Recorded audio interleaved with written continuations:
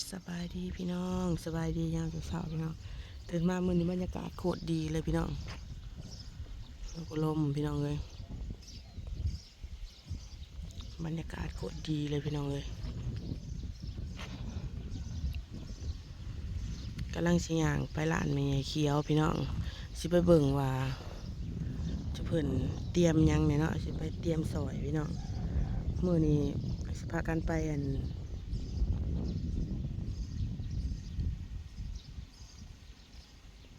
ไปบุญพระเวทพี่น้องบุญพระเวทบ้านนี่พ่อใหญ่อาติพี่น้องวัดพ่อใหญ่อาติคือทุกปีอะไรพี่น้องไปคือทุกปีอะไรพี่น้องอุ้ยบรรยากาศดีเลยพี่น้องมาเตะเพิ่นสิไปเฮ็ดโรงทานบ่ตะกี้ว่าสิบ่ได้ไปนำพี่น้องเอ้ยแล้วบัดนี้พ่อใหญ่พามเพราะว่าเอาได้อยู่ไปโลดว่าซั่นนะมาเตะว่าให้ไปแจกหยังนำ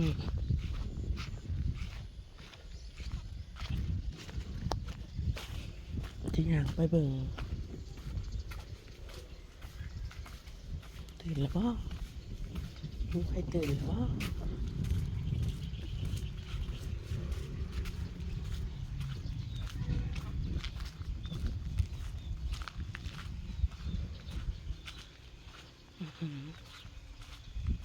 รูปสัมบ้านฉันอีกหลังเลยนะ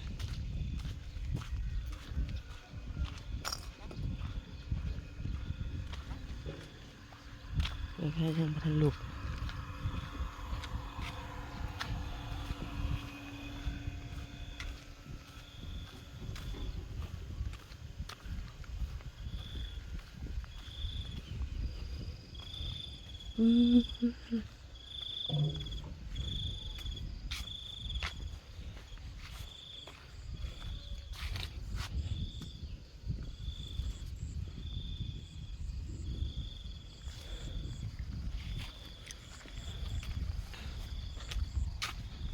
ขุดมีคลองเป็นหล่องหมดแล้ว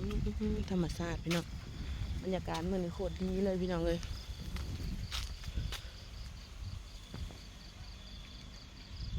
ตื่นมากกว่าลมสัตตาพี่น้อง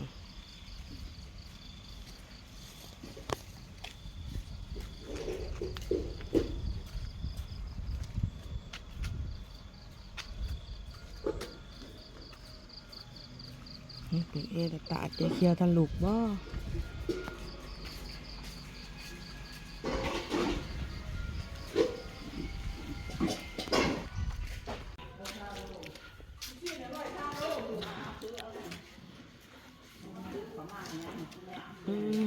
เตรียมพร้อมเลยพี่น้อง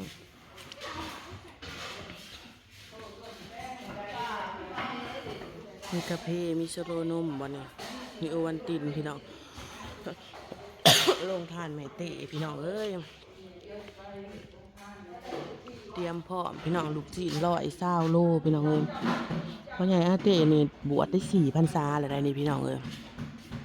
ก็มีหลายคนถามว่าเพิ่นบ่ซิกบ่เนาะอันนี้ก็บ่ฮู้เด้อพี่น้องเด้อแล้วแต่ใบบุญของเพิ่นเนาะคันใบบุญของเพิ่นเบิดในการบวชเพิ่นก็ได้ซิกคันใบบุญเพิ่นบ่เบิดเพิ่นก็บวชต่อไปพี่น้องเอ้ยโอ้ยม่วนสุดๆงานบุญพระเวทบ้านพ่อเฒ่ามันจะคือบ้านชุมเฮาได้โอ้ลูกค้ามาแต่เช้าเลยสิไปใช้แม่เฒ่าอืม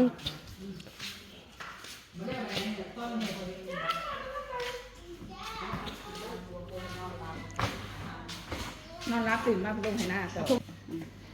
สบายดีพี่น้องแม่ทุกคนพี่น้องเกียมไปงานนั้นบ้านเฮาก็สิไปหลายคนได้เนาะเต็มหุ่นได้บ่จ้าแม่เฒ่าเนี่ยจะมาไปก่อนมันม่วนในบุญพระเวทบ้านเขาเจ้าเนาะแม่เฒ่าสร้างมาก็เต็มซาไปเห็นปีก่อนเขาเจ้าลงมากินแบบปีก่อนชายบ่ได้ไปแต่ว่าปีต่อมานี่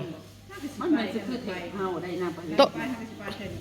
ตัวไปตอนน่ะบุญยังซะบวชบ่ระบุบ่ปีแต่งมานน่ะบุญพระเวทน่ะคนน่ะลิอร่อยตัวจากไปเบิ่งคนน่ะจนแบบอุ้ยถ้าบวชน่ะ4 ปีแล้วบ่แหละ3 ปีป่า3 ปีเต็มนี่แต่ว่า4 พรรษานั่นไว้เนาะคือว่าข้าวเดียวน่ะ 3 ปีเต็มเดือน8นี่นางเต็มคักแล้วบัดนี้เขาพรรษาก็เป็น4พรรษา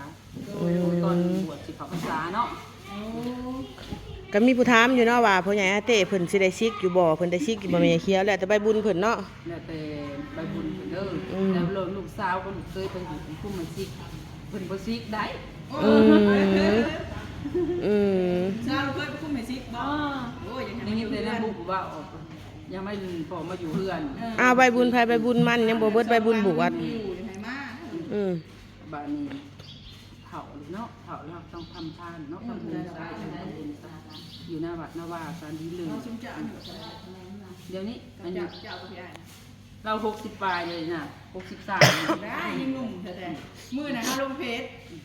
เอาต้องเอาอึ่งมาให้ในสิปล่อยใส่น้องน้องพัด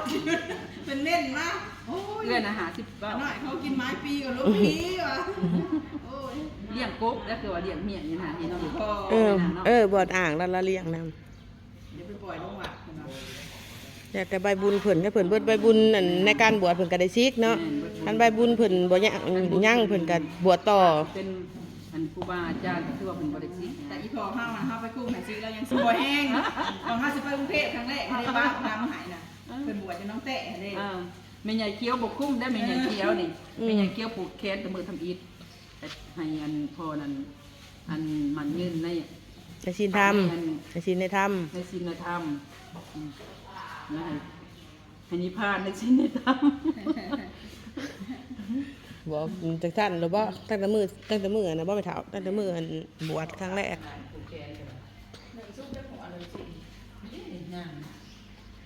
น่าเห็นบ่หมอเรืองน่ะหมออยากแตกก่อนบ้านเรือเมืองเลย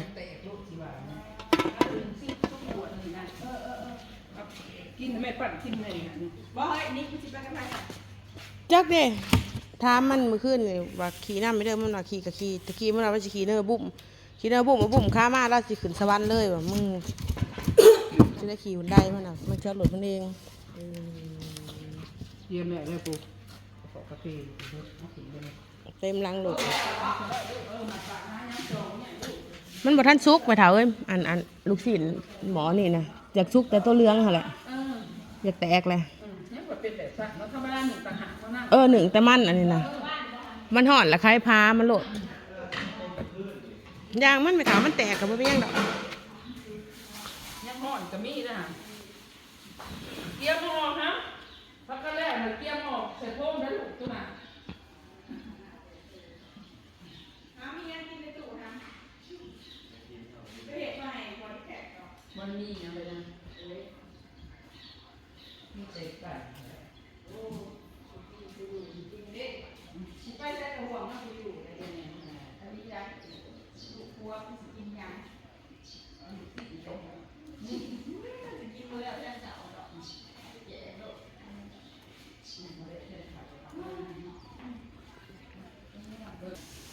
ต้มยังหน่อยนี่นางแต้นหน่อยแต้นหน่อย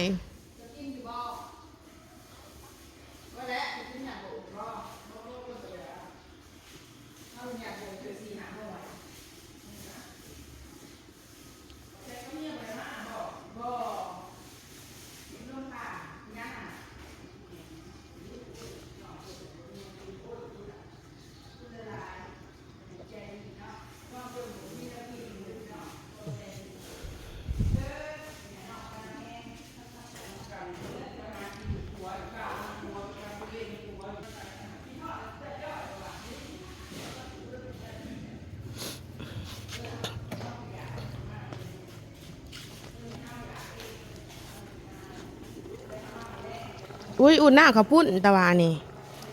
ก็นึกว่าต้มอีหยังซะดอกอุ้ยเน่ามึงเกือบสมั่วห้ามมาโปงเลยครับมาโปงเงินนี่ล่ะ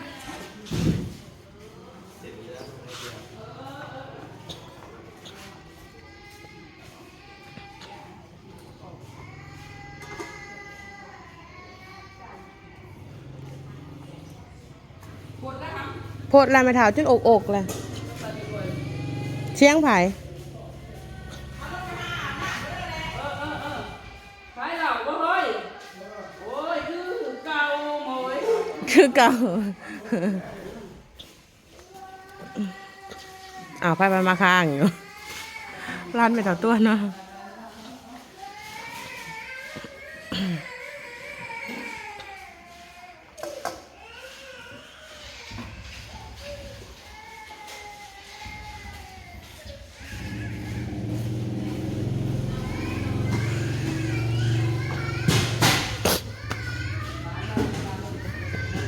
อ้าวหายแล้วบันอยากได้หยังเนาะ เตรียมเลยพี่น้องเลยถาไปเบิ่งบรรยากาศพี่น้องบ้านเพิ่นนะม่วนสร้างมาหูยซาไปปีก่อนพี่น้องเลยคือคืนบ่ให้เว้างานบุญพระเวทบ้านนั้นพ่อใหญ่อาเต้นะพี่น้อง